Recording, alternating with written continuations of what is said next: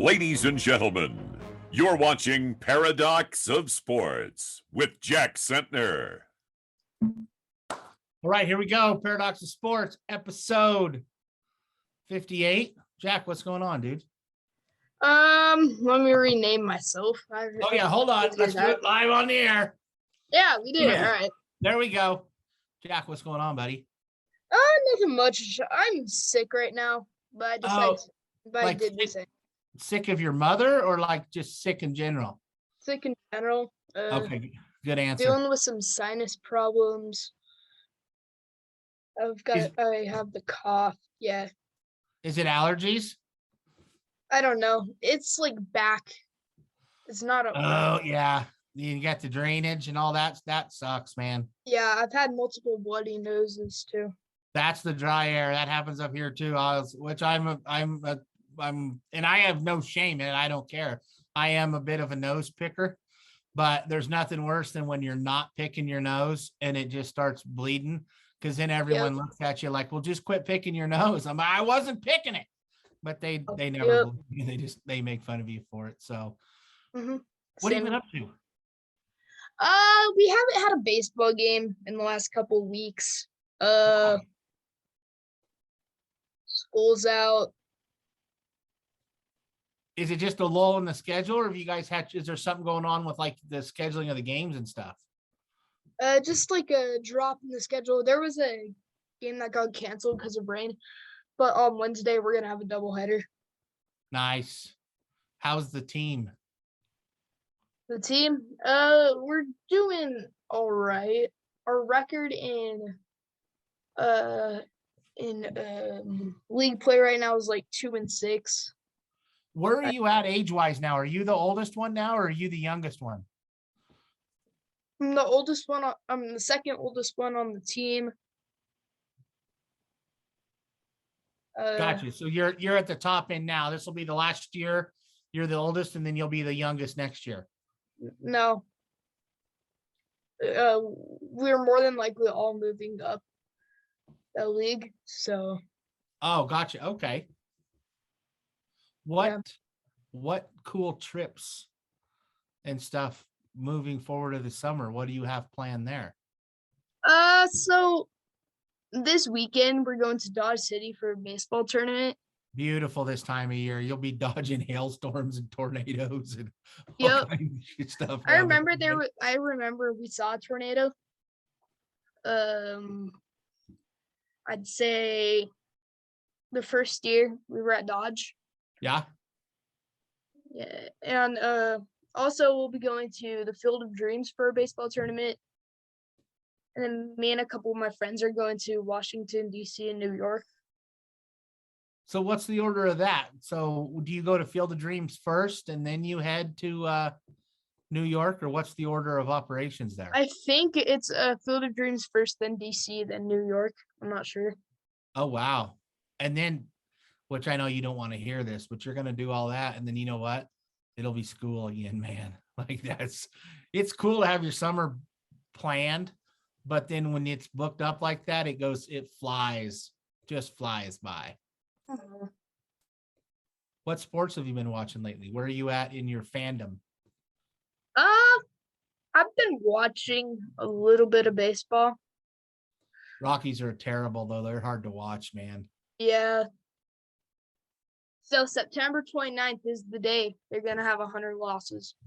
Yeah, no, that's what you picked it. So we have the tape. So yeah, September 29th, 100 loss. They're so bad. I don't get it. We should just tank it. We do tank. That's what we do. So they're I don't know what to do. But the tanking doesn't work. No, dude, baseball though, you don't really have to tank to get guys. Baseball wise, if you like a good GM, if you just know what you're doing and you have an owner that'll spend money on people, like that's Dick Mumford's it's frustrating from that standpoint. That you can't tank in the minor leagues though, because you don't have like a draft. No, where those guys, you're drafting them so young. It's very rare you draft a guy and then the next even year or 2 or 3 that he's up playing with the big club. So it's baseball's fickle. I won't even pretend. I've lost track of the Rockies. I lost interest in them, kind of a long time ago. I'll casually watch. I like watching the baseball. Surprisingly, Madison has really got into baseball. So we went and watched a lot of softball. Damn it, the Avs just gave up a goal. We were recording this in between. It was right at the end of the second, game 4 against Edmonton, and the Avs just gave up a goal at the end, so they're down 2-1. We're 3-1. Oh shit, is it 3-1? It's 3-1. No, dag nabbit. They scored with like 27 seconds left in the Son of second a period. Fuck. Oh yeah. Yep. Yeah. But hey, we're currently Connor McDavid series, got like one. 3-0, so I think we'll be Yeah, fine. we're up 3-0. So let's bring her back to Denver, beat them game 5 in front of the home folks. What's today? Monday. So it'll be Wednesday. They'll be back in Denver. Beat them Wednesday and get her over with. Yeah. And then who do we have an idea of who will play? No, it's Rangers and Lightning. It's 2-1 Rangers. They won both of them in New York, and then Tampa got the one in Florida. So it's tomorrow night or Tuesday night will be game 4. I have a feeling that if the Rangers win against the Lightning, Avalanche would win the Stanley Cup. But if the Lightning won, the Lightning would win Stanley Cup.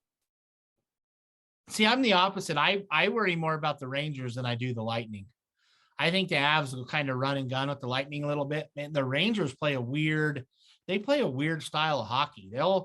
They're just smart. Rangers are fun. They're young. They're about a year or two ahead of schedule. They're where the Avs were a couple of years ago.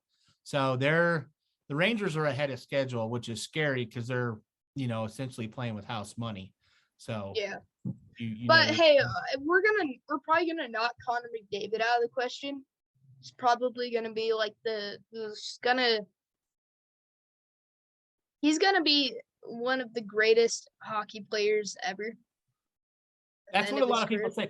See, I think he's the most overrated athlete ever. I watched him when we were in LA for work back in was that February?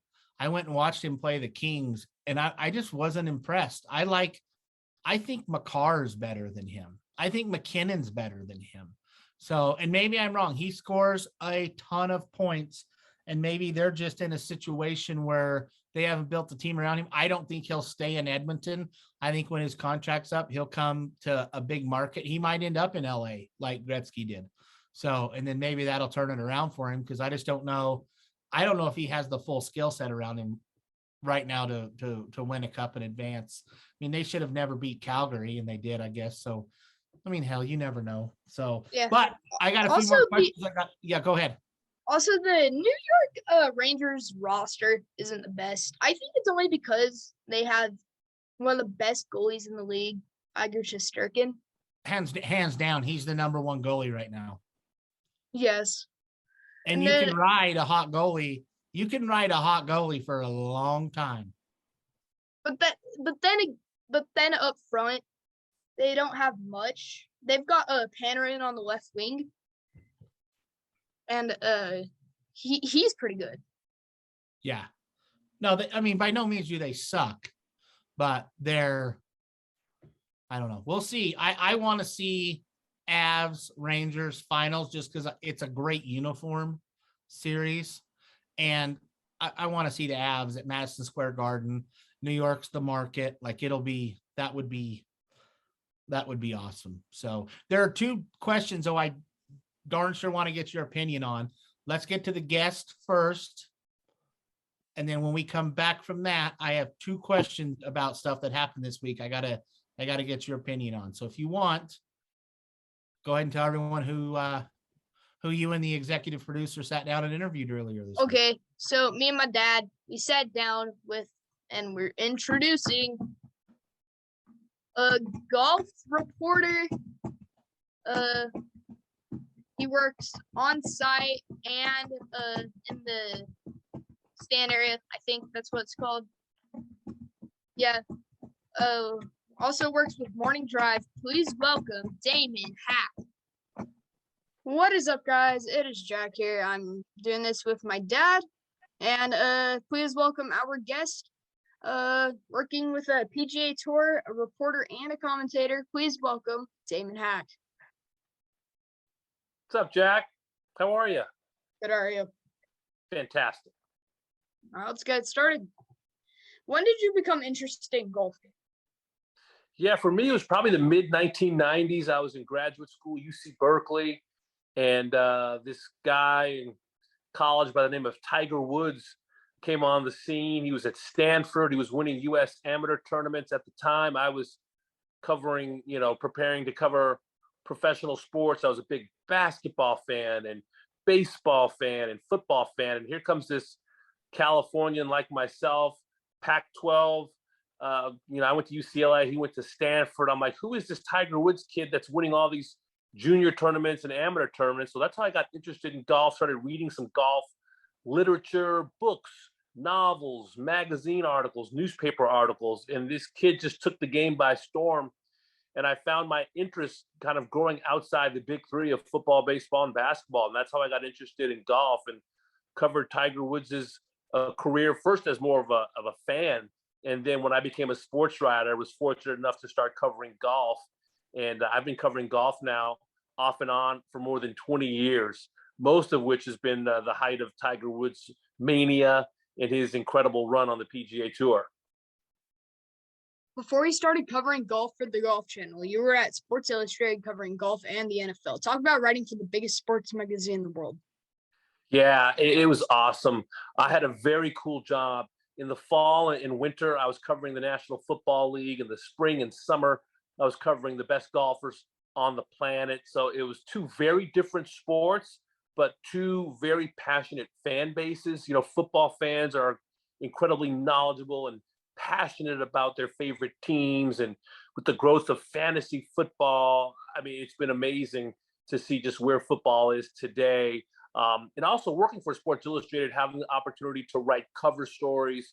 I had Tiger Woods cover stories on Sports Illustrated magazine. I had some NFL cover stories on the magazine as well. And this was really the kind of the heyday, the late end of a wonderful run for Sports Illustrated magazine, where you knew that on Wednesday or Thursday, that magazine was ending up in some kid or some grandfather or grandmother or aunt or uncle's mailbox, and that they wanted to read something different, a little more in depth than your typical daily newspaper story. So having that platform to be able to write game stories covering, say, the Masters tournament or covering the Super Bowl, and knowing that your article is going to be read by millions and millions of people, really a unique pressure.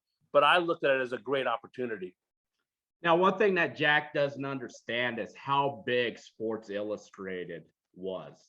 Now, he's 12, and when I was 12, it was, you were waiting at the mailbox, to get that issue of Sports Illustrated. I remember growing up as a subscriber, just, different sports, whether it's golf, basketball. I remember when Hulk Hogan was back on the cover in the mid-'80s. I mean, all things sports related. It was in that magazine before there was, the internet. We had ESPN, sure, but, to see everything rolled up into one, just go into how special that magazine was in the history of sports.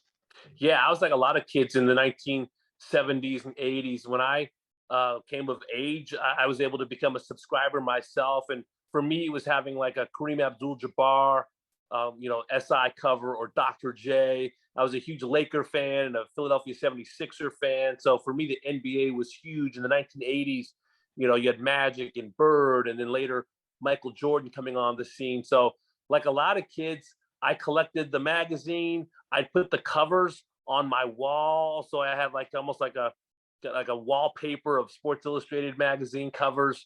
So it was quite an honor to go from being a fan of the magazine and ultimately a subscriber, and then working for them ultimately, and actually penning those cover stories myself. I did the Cardinals Steelers Super Bowl, where I was the writer of the game story and my name on the cover, that kind of thing. It was just a neat opportunity. I did the Giants Patriots second Super Bowl meeting in Indianapolis, and it had my story on the cover for that one as well. It's just a really cool opportunity. You also worked for the New York Times and Newsday, where you covered the New York Knicks. What were some of your favorite memories during that time? Gosh, one of my favorites was going over to England in 2006, where Tiger Woods was going to try to win his third claret jug after having won the Open Championship in 2000 and 2005. Tiger had lost his father, Earl, that May. Then he missed the cut at the U.S. Open at Wingfoot in June. So there's a lot of kind of curiosity about how Tiger's game and where his mind would be in July of 2006. I covered that event for the New York Times. Tiger had this unique strategy that week. He only hit one driver off the tee. He was hitting irons off of the tee, leaning on his remarkable iron play.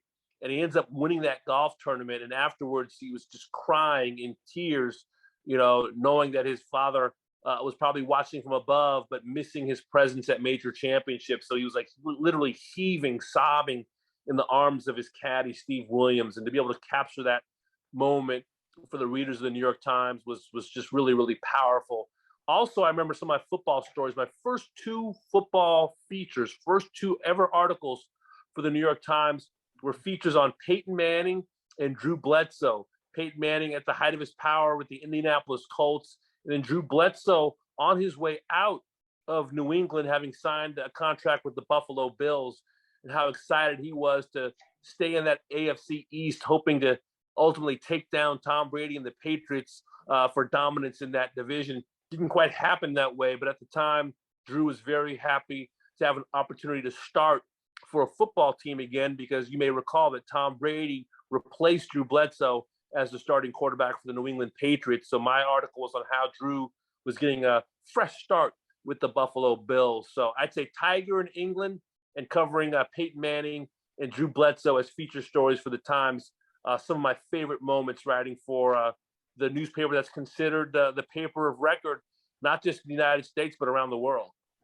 And obviously, we're big Peyton fans here in Colorado, too. So it's definitely what? Funny story. I'd fly into Denver. I have a family in Centennial, Colorado, and I'll never forget being at DIA and seeing when Peyton Manning was on the team, flights to Omaha, they had exclamation points, Omaha, exclamation point, literally on the board. On the boards?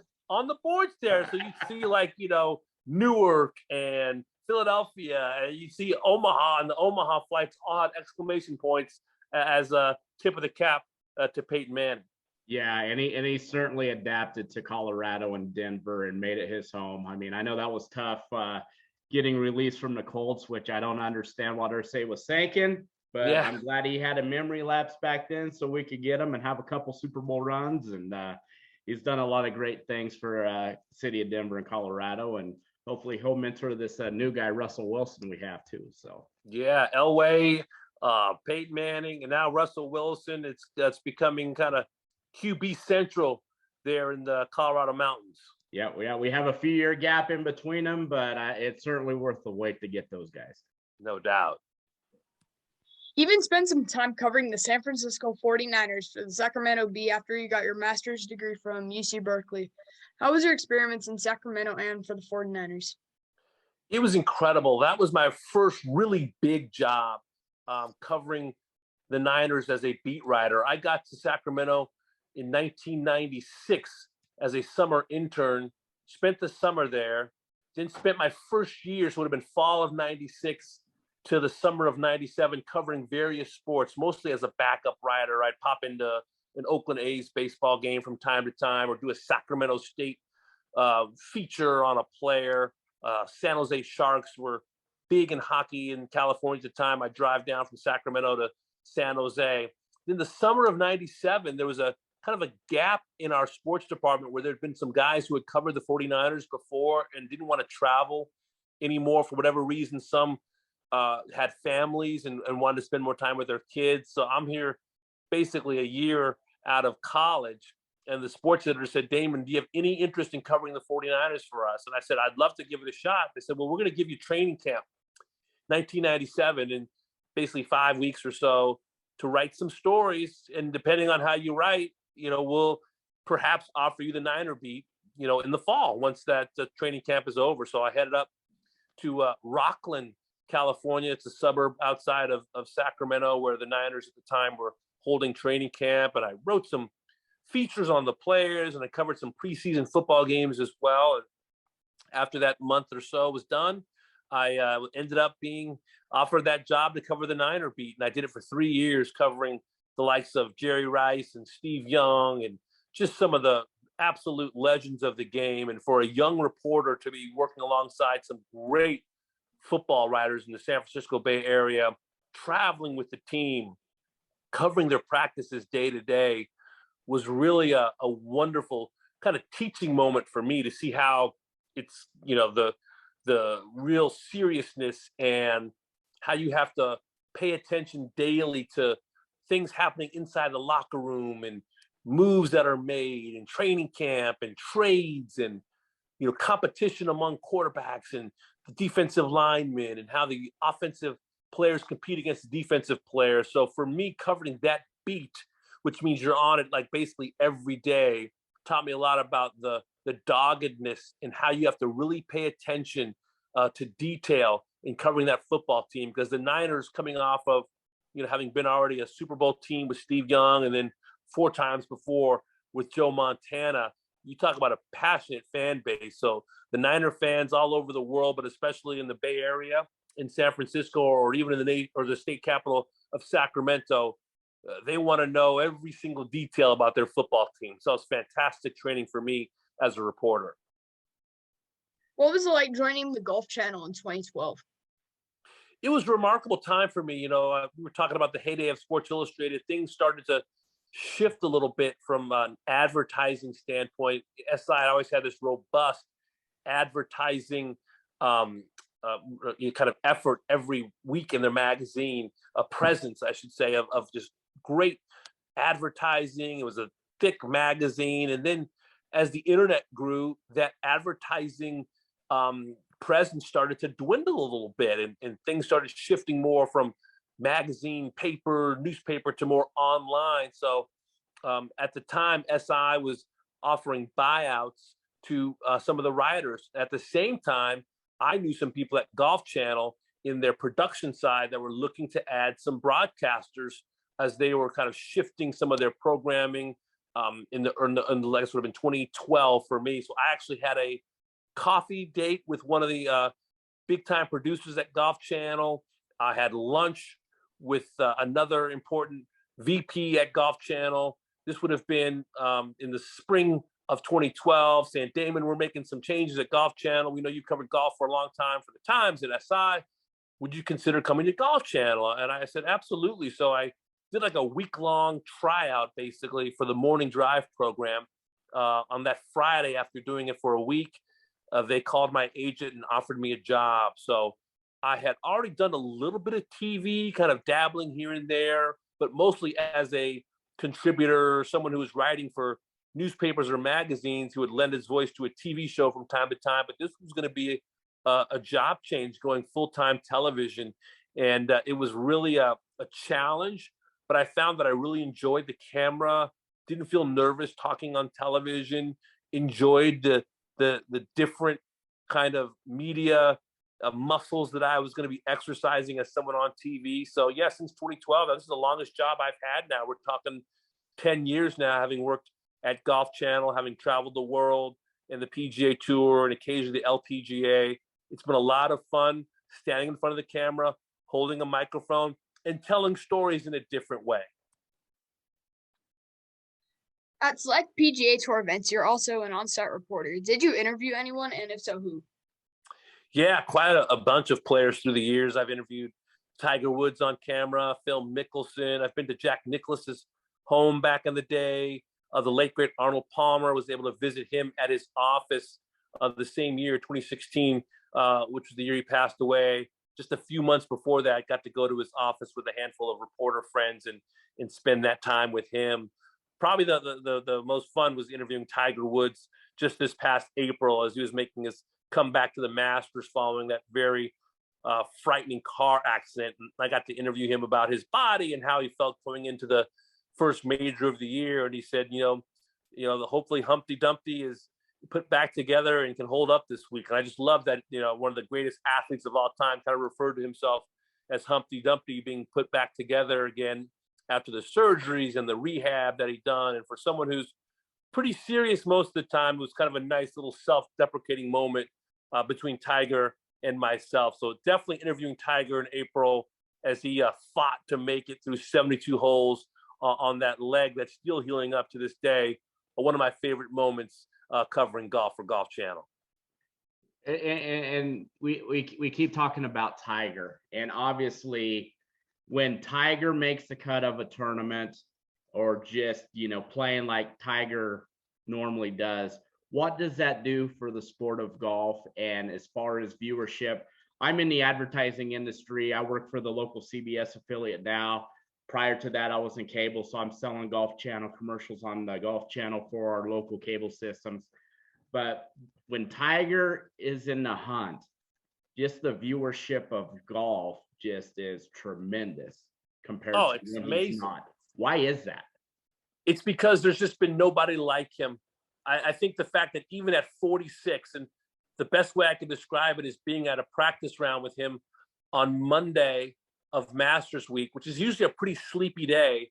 And here are fans following Tiger as if it's a Sunday and cheering birdies as if it's like a weekend round.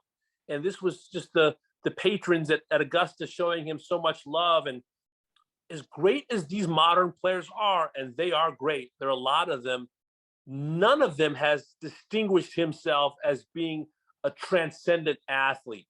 Tiger proved to be, and still proves to be, transcendent, winning the Masters at the age of 43 after all those back surgeries, coming back from difficulties and scandal, and winning 4 majors in a row back in 2000 to 2001, winning a Masters by 12, a U.S. Open by 15, a British by 8. He just has done things in the game that nobody else has. And while the John Rahms and Jordan Spieths and Rory McIlroys are very special, none of them has been able to transcend the game quite like Tiger. So I think as the golf world kind of waits for that next guy, and I think after Jack Nicklaus, there was a wait. You know, Greg Norman was fantastic, Nick Faldo too, Nick Price as well. But Tiger was the closest thing to Jack since Jack. And I think now the golf world's kind of waiting for that closest thing to Tiger since Tiger. And he or she hasn't come along yet. So because of that, we continue to see fans holding on to those emotions that they feel about Tiger, much like they did for Arnold Palmer when he couldn't win anymore on the PGA Tour. Arnie's army was no less loud, no less robust for the king. Same for Jack Nicklaus, the Golden Bear.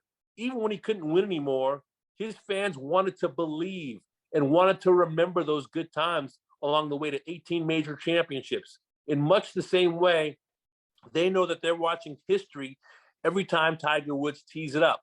Someone who literally changed the game. They want to be in his aura. They want to be just as close to him as they can be. And whether he's 26 or 46, and I imagine when he's 66, he'll still be the most important player in the game today. What was it like being an on-site reporter at Pyeongchang 2018?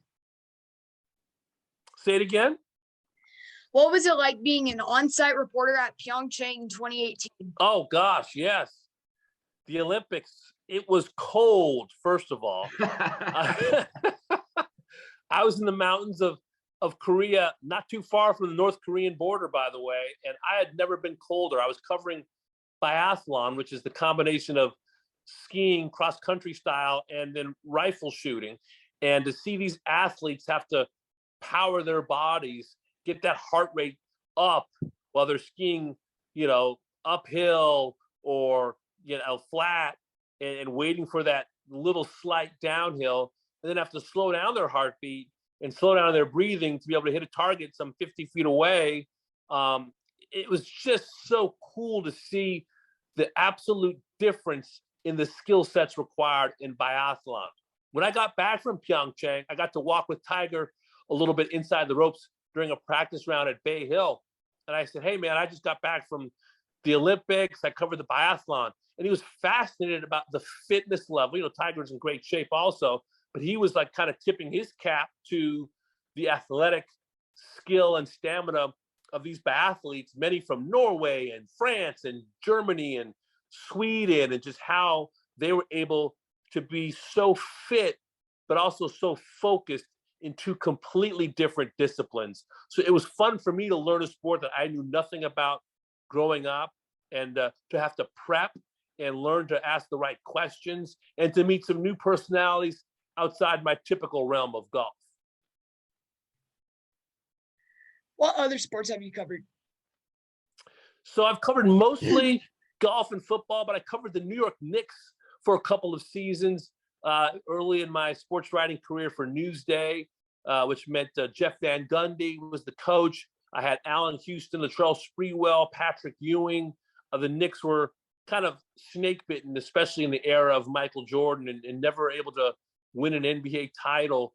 But it was fun when the Garden was rocking as they continue to try to chase the ghost of Michael Jordan and never quite getting over the hump. But the playoff runs and some battles against the Heat and the Indiana Pacers were always fun to cover. Had some great battles with the Toronto Raptors as well.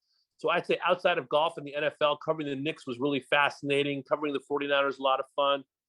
I did a San Jose Sharks All-Star game, hockey All-Star game one year. Owen Nolan was the star of the team.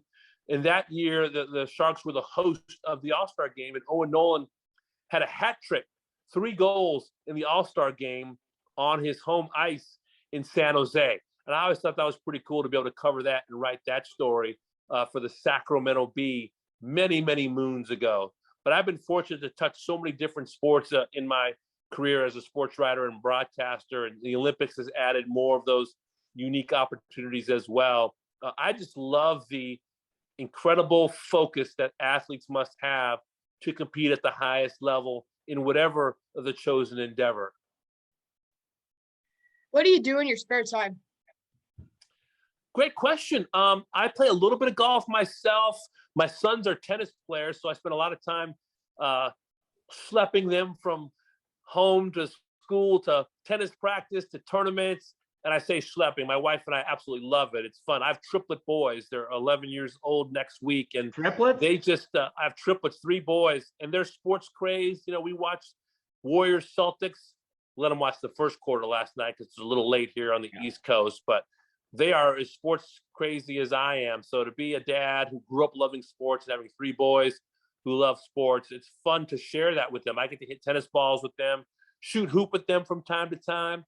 So I play a little golf, a little tennis, but outside of my job, which it carries a lot of time, you know, and doing some fun things there, my best job and my favorite job is being a dad. And I don't get to do as many hobbies on my own as much as I used to, but there's nothing better than, you know, hitting tennis balls with my sons or taking them to a tennis tournament and watching them compete and have fun with friends. So I'd say, you know, in my spare time is mostly spent being a dad, but I say that as spare time being a lot of fun time, bonding time and memories, because, you know, when they're 16, 15, they might not think mom and dad are cool and want to hang out with us, but right now they still think we're pretty cool. So it's fun to spend this time with them.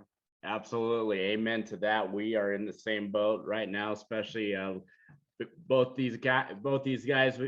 Jack's got a 9-year-old brother who's playing video games or, you know, driving mama crazy right now. So, you know, busy with baseball and soccer, Jack with baseball and all of his other stuff, school and academics, but, you know, giving up some of those personal hobbies to, you know, schlep them around, as you said. I love it as well. So it doesn't get any better than that. Absolutely. Yeah. You know, as we talked about, you know, being from Colorado, it was just recently announced that the PGA Tour is coming back to Castle Pines for the first time since the international tournament way back when. I was fortunate enough to cover that for 850 KOA when I was an intern back in 2000. But I believe it's 2024. Is it the BMW Championship that's coming to Castle Pines? How important is that for us in Colorado to get a PGA Tour event? Yeah, you know, I go on Jerry Walter's radio show from time to time. He's kind of a Colorado golf institution, and he was sending me nuggets and a photo showing the BMW Championship. He was at that press conference at Castle Pines. I've actually played Castle Pines back in the day. I was covering the U.S. Women's Open at Cherry Hills and ended up getting to play Castle Pines that same week. So I've always thought that Denver golf fans were passionate. I know that the golf course at Castle Pines is terrific. The milkshakes are as well. And I think that it's nice to see the PGA Tour going back to one of the historical sites, and neat to see the players have to kind of calculate the difference in elevation change. And they've had so many great moments there. Rich Beam battling Steve Lowry and, holding out from the fairway. I've always thought it was a golf course where there's a lot of volatility, a lot of hole outs, a lot of good memories, and a lot of great golf fans. So I was happy to see this back. I texted with Rich Beam, who won there, and let him know that it was coming back, and he'd heard about the rumor too. And then when I got the message from Jerry, I let Rich know that it was happening. I sent Rich a picture of the BMW trophy, and he's pretty psyched as well as a past champion. So wonderful to see the PGA Tour going back to one of its storied venues in a couple of years' time. I remember covering the International for as an intern, not knowing what I'm doing, but just in awe being there and going into the clubhouse for the post-round interview. And, there's the shark himself, Greg Norman, using his tee to get all the grass and mud and dirt off of his cleats, and just telling his story about his round, and just like, I'm this close to this guy. And I believe Phil Mickelson won it that year. But it's great to have those guys back in Colorado performing. We got to see the U.S. Senior Open a couple years ago, just up the road in Colorado Springs from us at the Broadmoor. So getting to see some of those legends play was just a tremendous opportunity and event for us. So definitely great to have that back. Yeah, I'm pumped for the fans. It's going to be great to see that this modern player take on kind of a storied venue. I have one final question. What was the greatest moment of your career? The greatest moment of my career, I think it was probably my first game story, cover story, a Super Bowl cover story for Sports Illustrated. It's funny, we're talking about Denver and Castle Pines.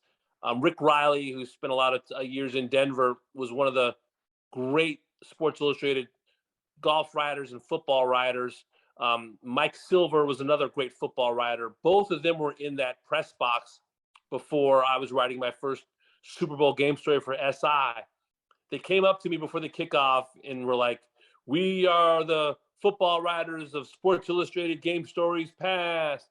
Don't be nervous. You're going to do a great job." And they were kind of like, giving me a little bit of stick, but also kind of, poking fun at me and having a laugh, because they knew I was a little bit nervous about having this opportunity to write this game story.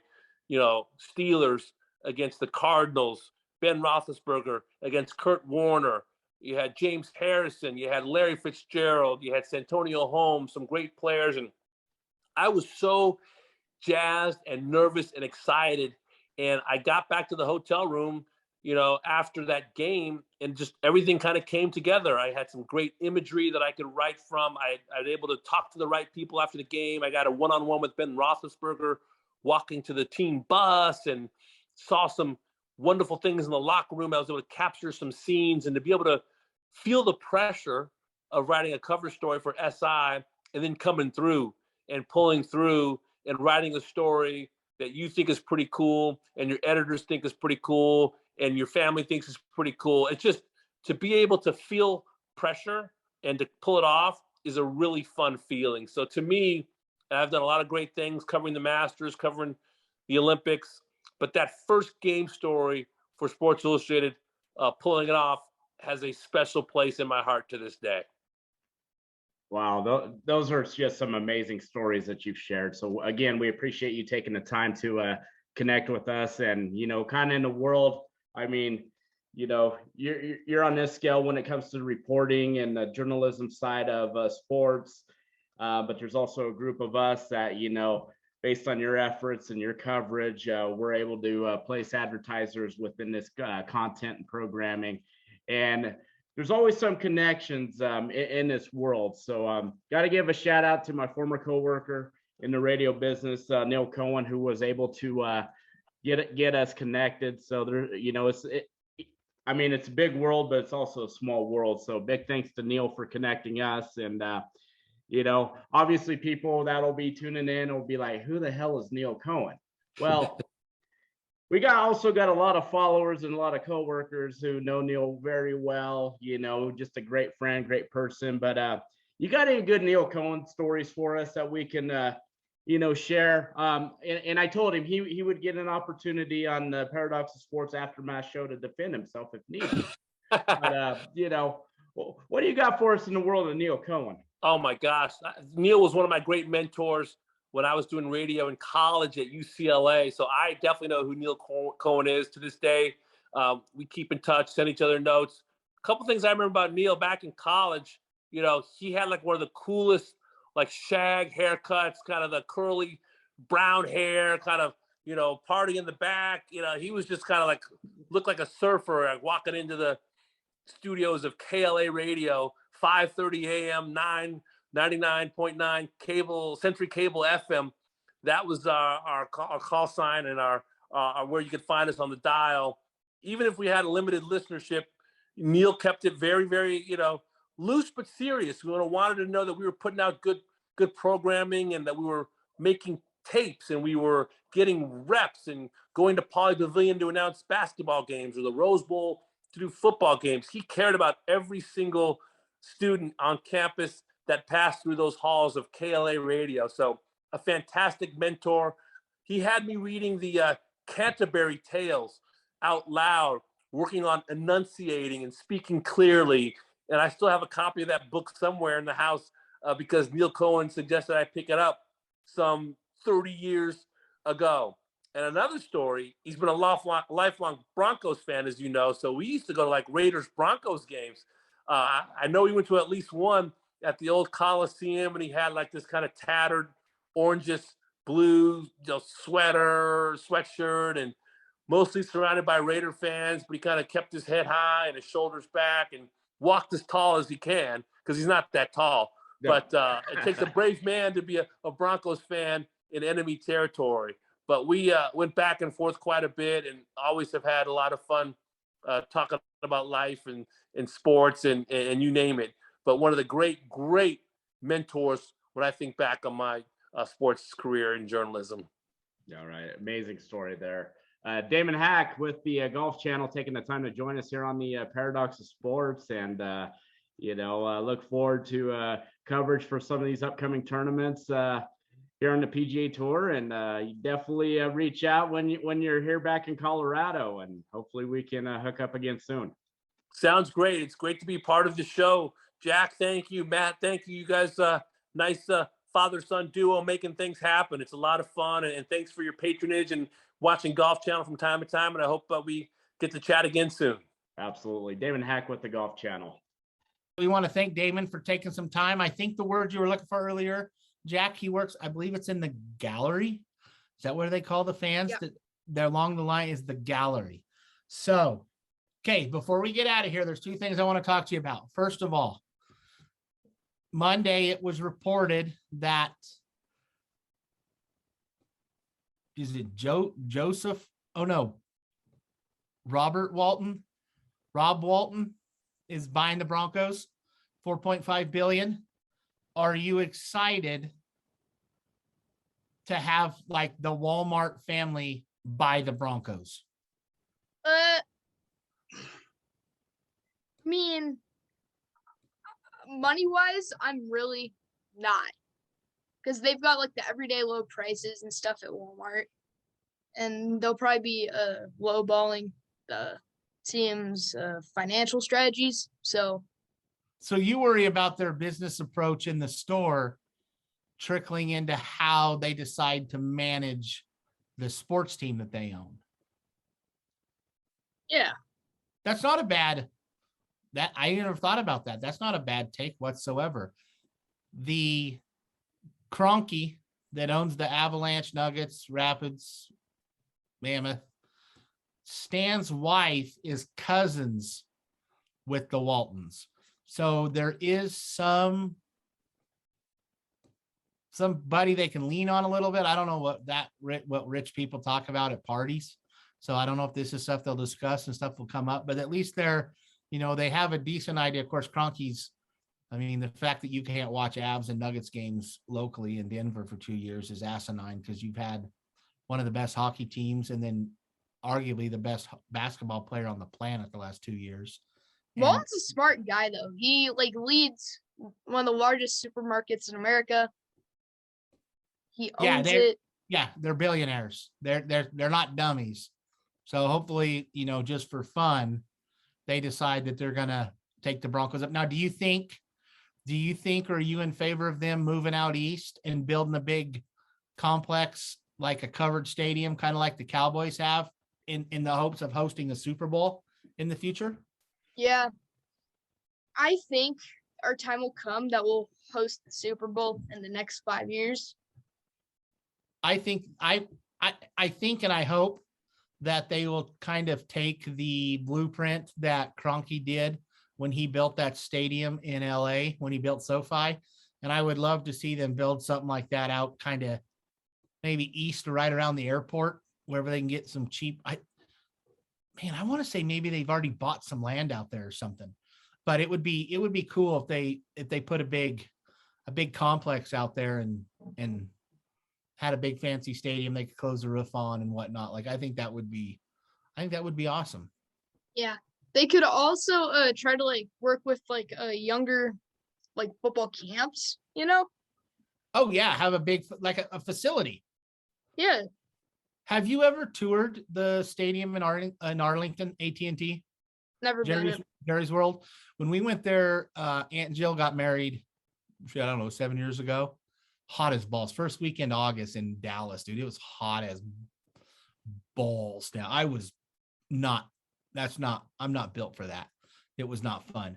But we went and toured Jerry World, and while you're doing the tour, there was a football camp going on.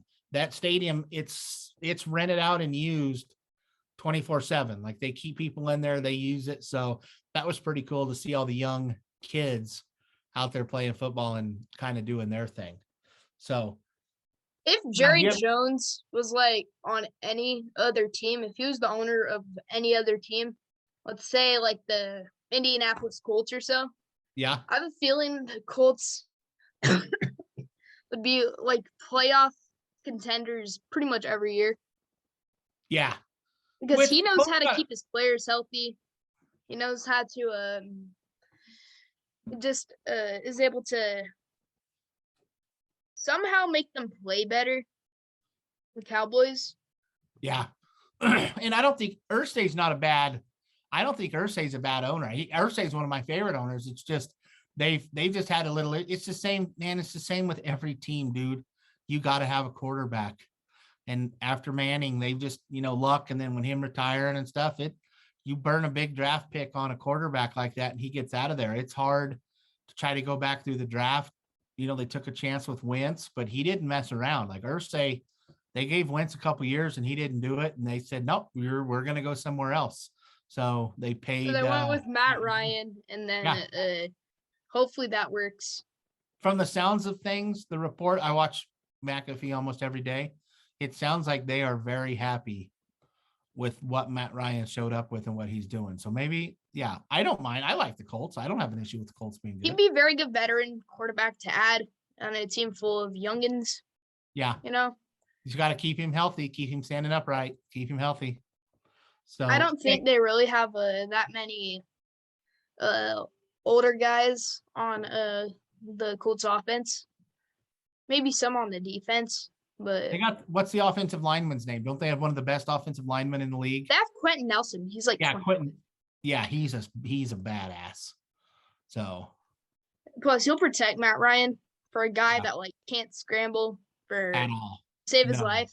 Yeah, that's what worries me. You got to keep him healthy, keep him standing upright. Mm-hmm. Okay, what else you got? I got one, but when we get out of here, I got one non-sports related thing to bring up with you. Was there anything else sports we got to talk about? I don't think so, no. Okay, last thing that happened last week, and I have the issue at my house too, and maybe it's a generational thing with you. I'm going to say you kids. Why is it so hard to open a box of cereal? Like, what's the story with? Okay, all right. Yeah. It just comes open in like there's just several different pieces to it. So yeah, okay, I try to open them all at once. No, let's start with, before we get to the bag. Let's start with the box. No, I'm talking about the box here. There's just so many pieces There's like three little There's two openings to pieces. it. There's the box and then the bag. No, but like the box, at the top of the box, it has that thing that folds in to close it. Yep. You kind of put your finger up underneath that and then you kind of do a slide side to side. I think you're getting in too big of a hurry. to Yeah, eat but your like cereal. opening that is it sometimes just opens that. So it kind of like rips the outside. So I tried to do that and then it rips it even more.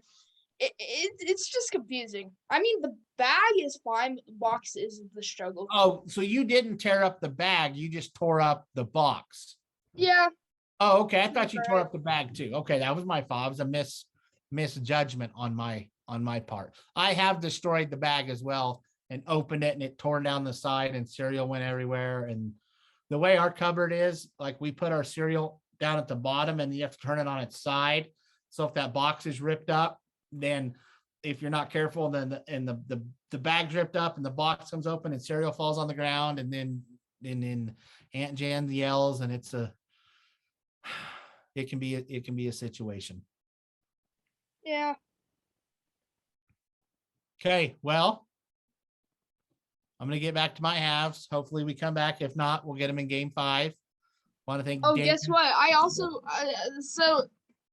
so this is Kenny 2.0 because we lost the first one. Oh, so you upgraded staplers? New design, yeah. And then we've got Ken Stabler's best friend, Cody. Okay, Ken and Cody Stabler. So yeah, Ken, Cody. Nice. First time showing them off. I don't know why I'm doing this, but It's their I haven't debut, done it in man. a while.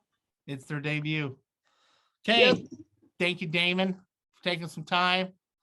Jack, get us out of here.